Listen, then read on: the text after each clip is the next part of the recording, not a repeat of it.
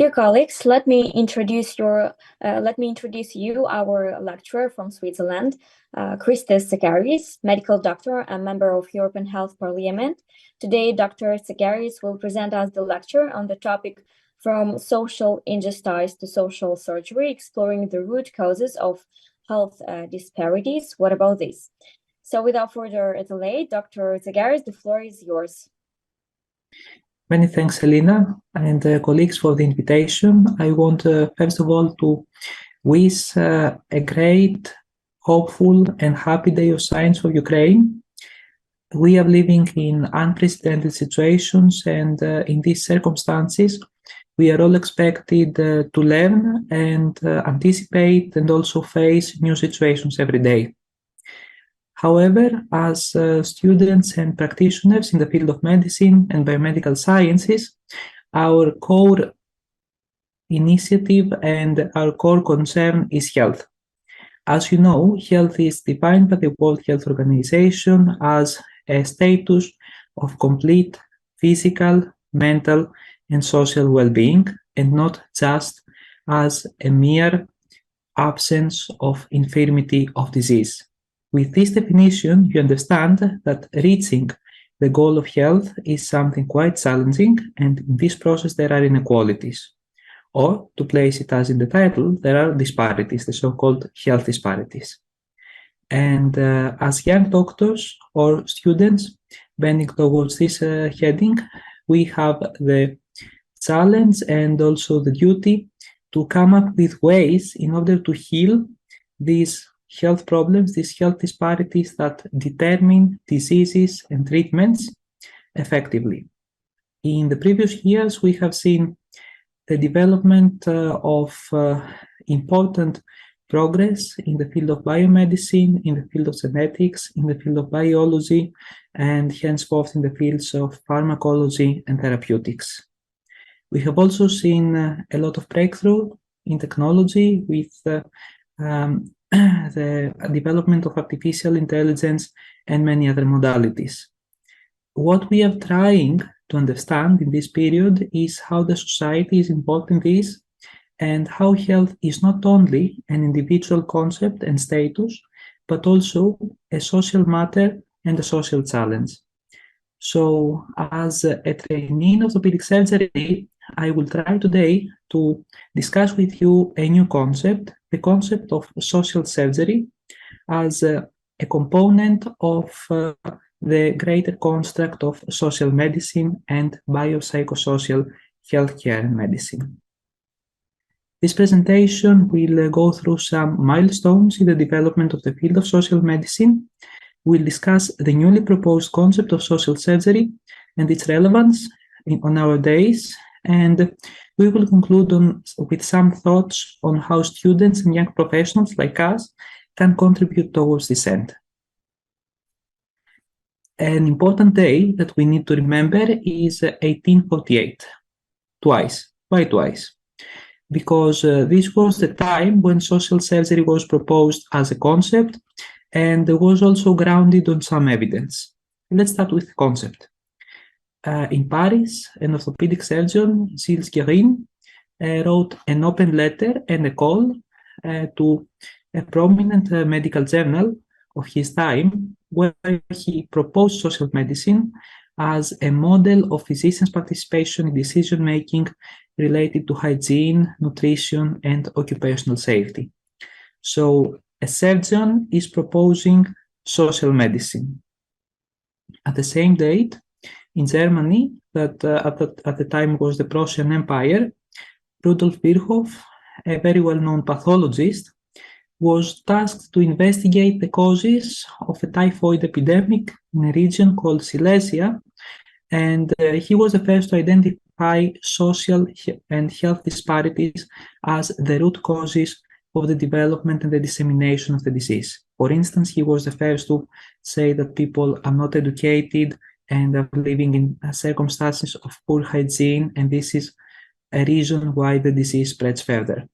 So with the theoretical and the practical fundaments of social medicine, this is how this concept developed gradually into a specialty, an orientation, and also an academic field of inquiry and at the same time practice, which is based on enabling the community to understand and address the social causes of health and illness.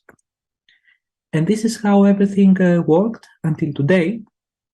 But today, or in the last 5 years, the years that we have all served as young people and also as young students in the field of biomedical sciences, we have seen the concept of polycrisis or the concept of syndemic, which means that we had, of course, all over the world a global pandemic, COVID-19, and at the same time, we had to face different types of regional, national, and international crises.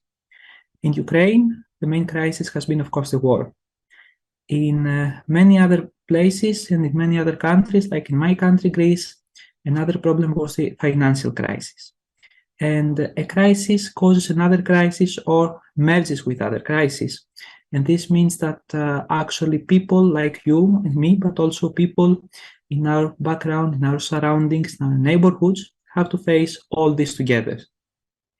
And for this reason, all the medical workforce has to be informed and also has to develop a stance in order to understand how these complex social and environmental situations affect their work and their patients, and an attitude in order to contribute to resolving this crisis.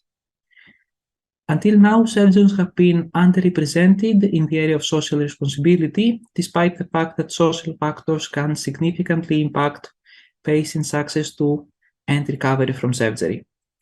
If we all think about the stereotype of a surgeon that we have in our mind, they are people highly specialized who spend most of the time in an operating theater or in a clinic in the hospital doing highly technical work, which is indeed what surgery is about. However, we need always to remember that people have to reach surgeons in order to be operated and benefit from this technical knowledge, and at the same time, people hopefully continue to not only survive, but to live after surgery. And surgeons need to have a role in these areas as well. On these grounds, developing a field of social surgery could help address this need and enhance surgical involvement in the public sphere. Because at the end of the day, the hospital is part of a neighborhood, which is part of a city, which is part of a state. So what would be the goals and objectives of the proposed field of social surgery? The first objective would be that it could be a field of inquiry, research, and knowledge, and also skills, and a skill set that could provide surgeons with the ability to dissect the social determinants of health. As you know, we have different types of determinants of health. We have modifiable ones and non-modifiable ones.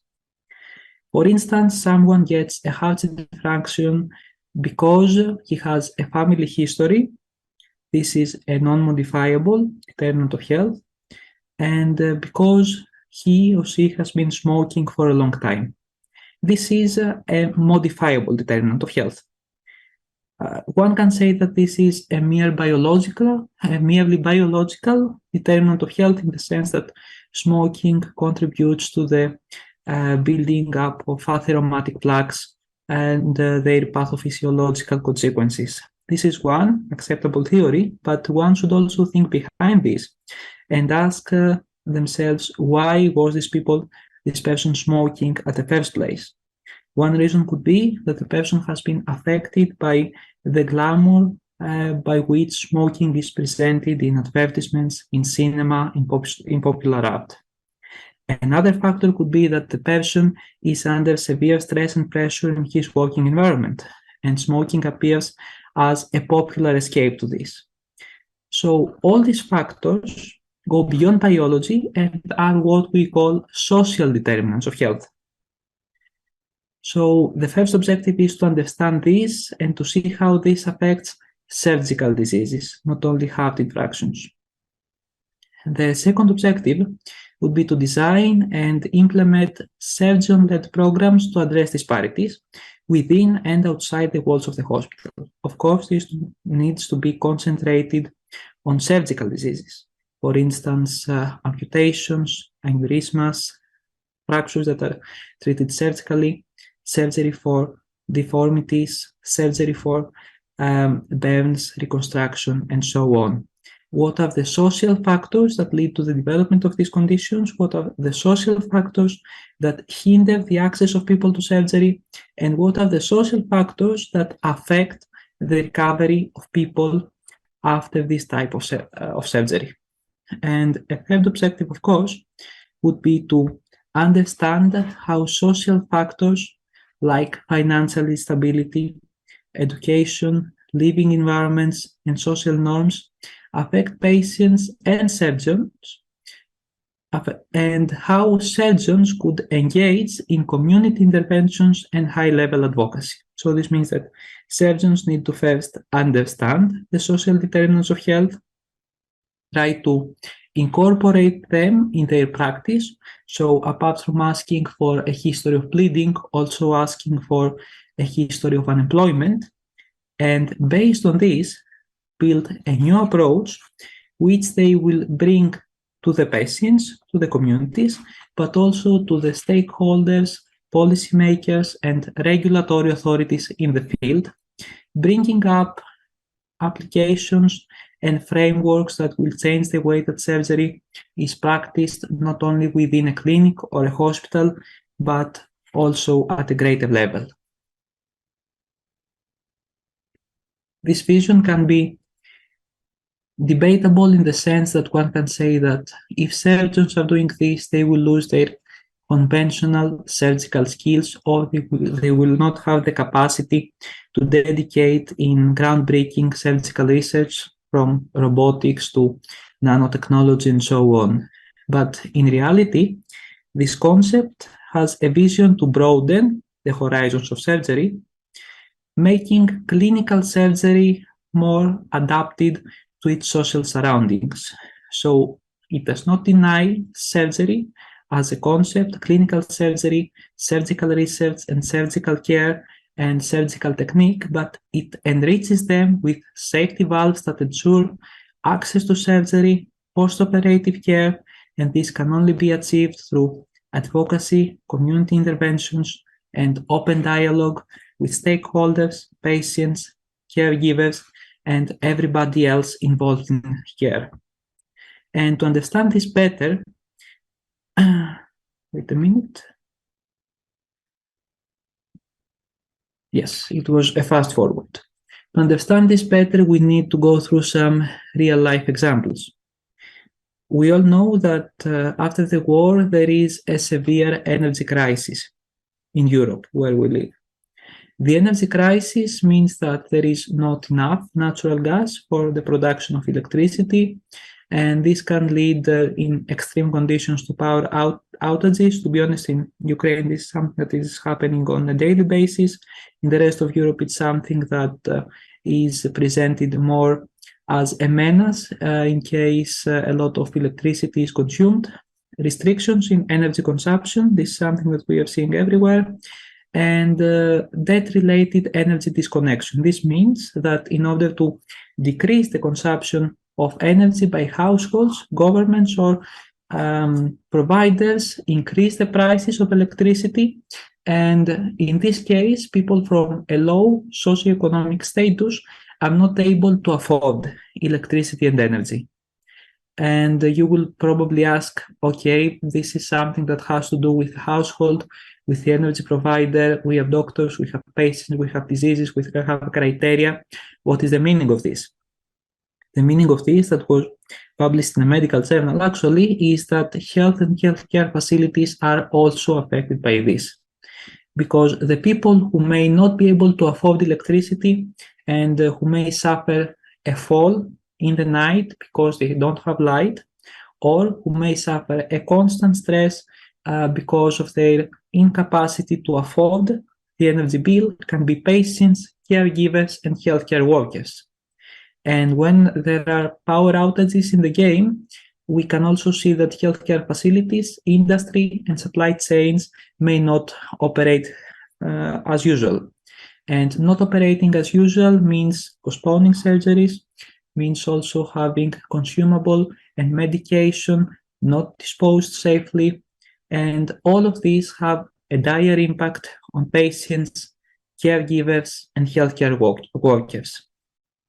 So the lack of electricity, the high price of electricity, and of course a blackout has consequences on morbidity and mortality, on biomedical equipment that is very important for surgery, on the productivity and of course the performance of surgeons who are burdened both by the physical lack of equipment and resources and also by the relevant mental distress. So the recommendations from a surgeon or from someone involved in surgery or from a healthcare provider in general would be that there should be safety valves that ensure, first of all, that healthcare facilities can operate safely together with all the supply chains behind them, and also that physicians, healthcare workers, their families, their patients, and their caregivers can have access to a decent energy supply without being stressed about a debt-related disconnection or a restriction in essential energy consumption. And this was a matter that could apply to the entire Europe, but now let's try to go to Ukraine.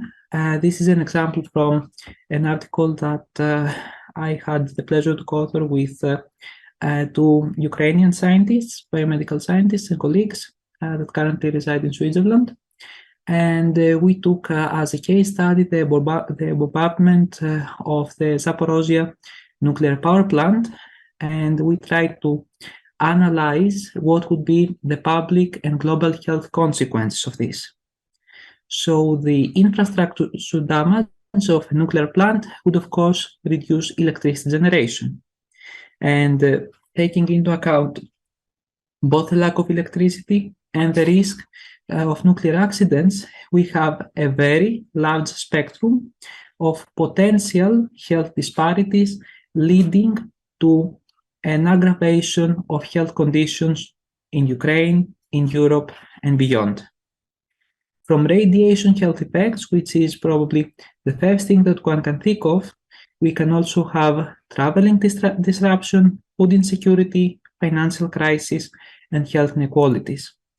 And if we put all these on the surgical table, probably this reduces the space, the capacity, the time, and the ability to safely operate people in need of life-saving surgery or functionality-demanding surgery, like the surgeries that we usually provide in the field of orthopedics. And if we put it in the general medical discourse, trying to become more active in this field and trying to push forward the understanding of the social determinants of surgery, the social determinants of health, needs a change of paradigm in medicine. What we know, or what we are mainly taught as medicine and healthcare, falls under the so-called biomedical model in the medical epistemology.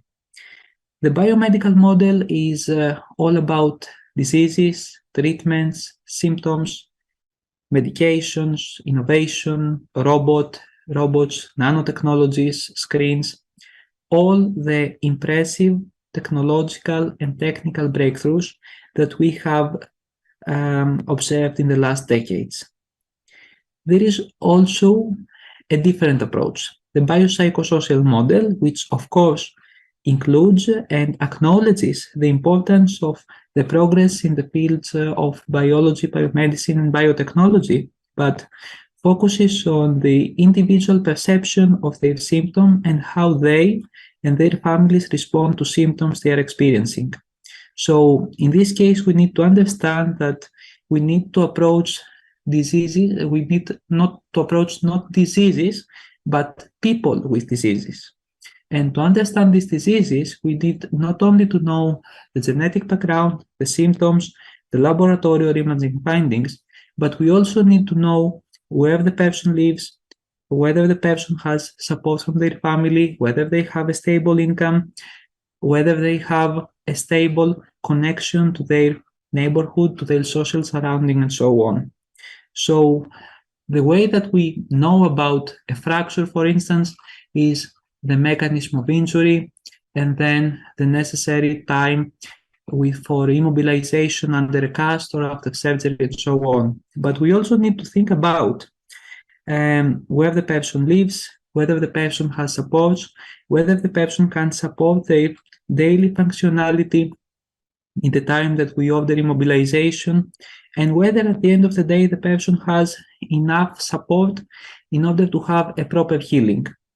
And if we take two people and one patient has all the support that they need and the other patient lives alone and has to take care of all their needs, we can understand that the complications of a fracture, a dislocation, for instance, is quite more likely to be observed in the second person, the person who didn't have any support during the healing process. And this is the reason why the new concept of social surgery comes to build upon the need to enhance the biopsychosocial model, which is the traditional medicine that we know, the biomedical model, enhanced by the perception of society, environment, and individual as a social and mental being. And the question, of course, is what we can do. These are big topics, these are big debates, and usually these are defined by people with a big amount of power and decision making in our field. Most of us here in this talk are either students or young professionals, and in any case, not the people who take the final decisions. However, we can still do a lot at individual and at collective level. One would divide these two, but I would say that they go together because the individual action, what we do as individuals, also helps us to seek for synergies and sometimes make synergies and act as a team. So the first step would be to invest more in our education in the heading of social determinants of health, social inequalities in health, social disparities in health. This can be informal education by our own reading, by conversations in groups of students or between groups of students and seniors. And it can also be formal education. For instance, one can take a master in bioethics or a master in social science or some other type of research work in the area in order to enhance his conventional medical study. And the second one would be, of course, research and scientific communication. So apart from the typical studies we're involved in, we can also try to investigate a bit of the social and psychosocial underpinnings of the diseases we are interested in. The third step that usually comes as a component or as something adding up to the previous ones is community action. This is about informing people who are not physicians or scientists about these concepts and trying to make them change the social conditions of their lives that they're making them sick. For instance, smoking that can be a consequence of stress due to unemployment or due to instability in work and so on. And of course, as people who belong to a broader scientific community, which still has a lot to say and still has a high level of trust among society and stakeholders, we can also engage in local, regional, and international advocacy on the said topics.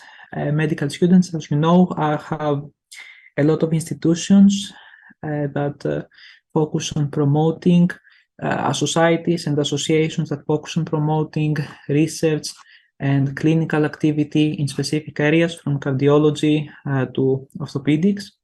There are also general instruments that represent physicians and have agendas on topics such as cancer prevention, health promotion, tobacco cessation, and so on. And in this form, either in the existing organizations or through new organizations and team efforts, we can also try to give some more voice to the social determinants of health and how they affect surgery. If we could summarize the strategies in this regard, it can start with short communications, like there is an article that describes this. I had the privilege to write this article with two colleagues. So we propose this concept, and of course, more dialogue on this is quite welcome.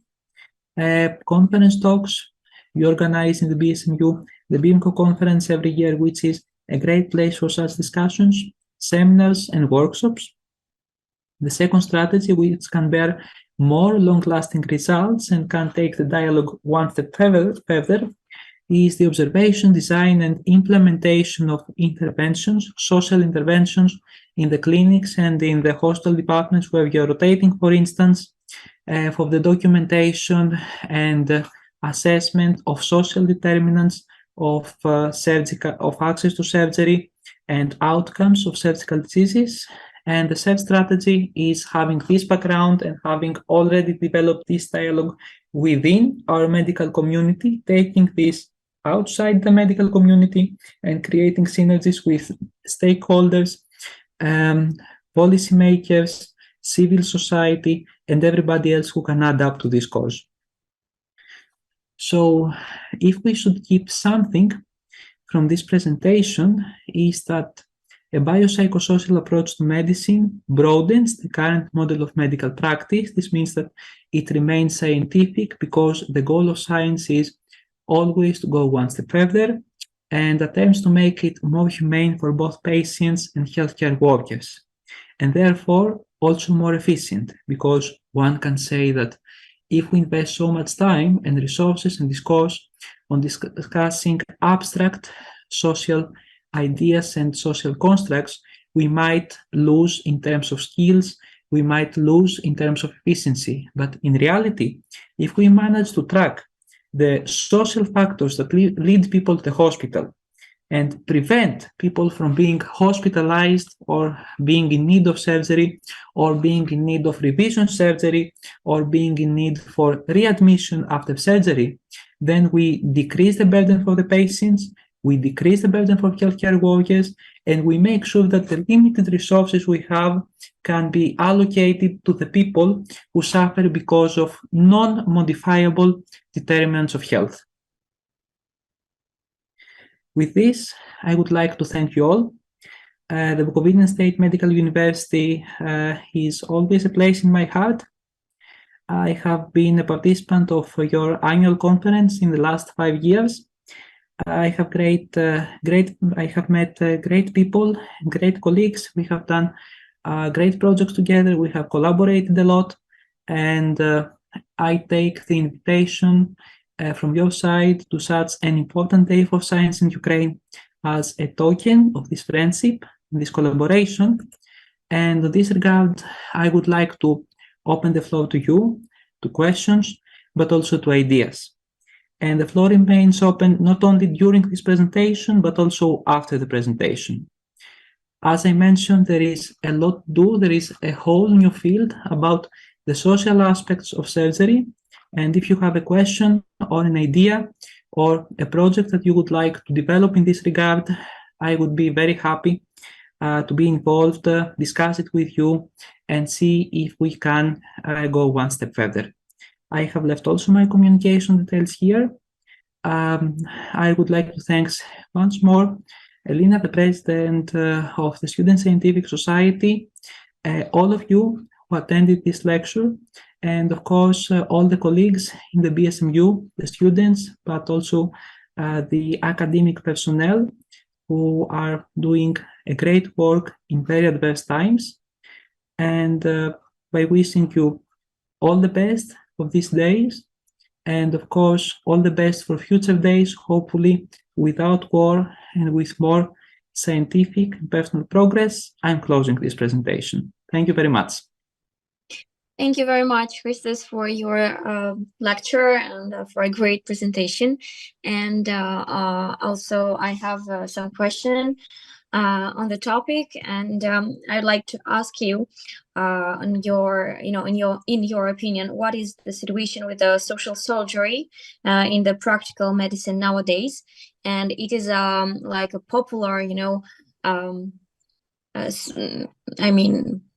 sphere or of development and so on in Switzerland. What is the situation with the social surgery in Switzerland just as well? Thank you for this question. Well, I have to say that social surgery is still not an official field of medical practice, in the sense that social medicine, for instance, is a regulated specialty in Switzerland and in many countries in Europe, and one can be a specialist of social medicine. Social surgery is a new concept that arises from the fact that social medicine tends to have to do more with medical or internal medicine conditions and not so much with surgical conditions, which of course have a huge toll of social morbidity and health disparities behind them. So the purpose of this presentation, the purpose of the articles where we develop the concept of social surgery, is actually to start a dialogue in order to develop this initially as a research field and hopefully in the future also as a regulated field of practice, and why not a surgical subspecialty.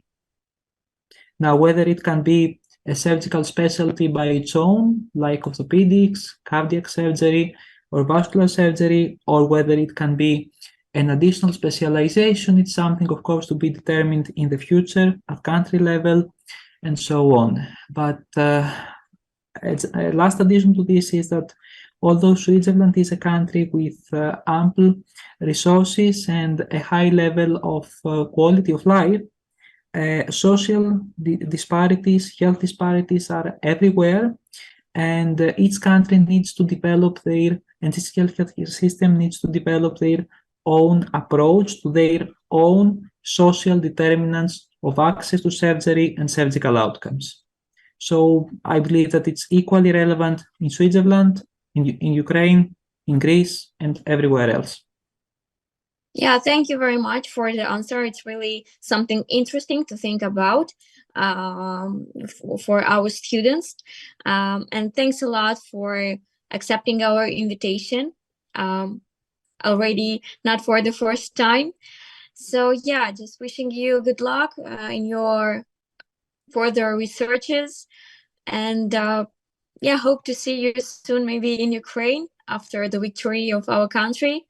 And thank you one more time for supporting us, and not for the first time, just as I told.